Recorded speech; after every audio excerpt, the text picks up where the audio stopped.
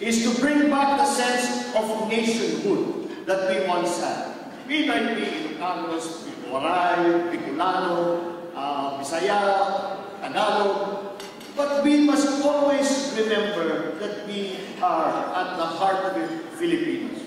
We must return the pride that we once had to be Filipinos.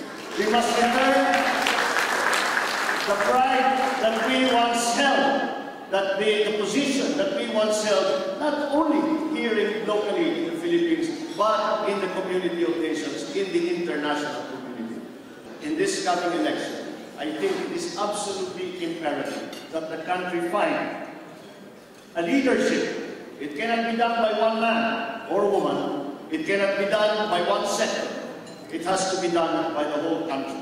And we must find that unifying force to return the Philippines to be one country, one nation, working together to build the nation, to make it better for our people.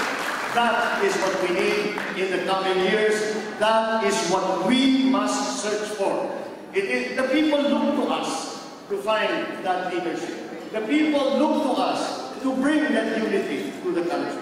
The people look to us. It is something that we owe to our countrymen. It is something that we owe to our country.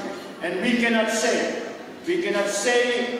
in good conscience that we have served the public well if we do not do this, if we do not do this now, if we do not unify the country. That is what I am setting out to do. That is what I will try to do. That is what I will try to promote. I hope, once again, as you have been very kind to me and as you have supported me in the past, that I can count on your support again in the future.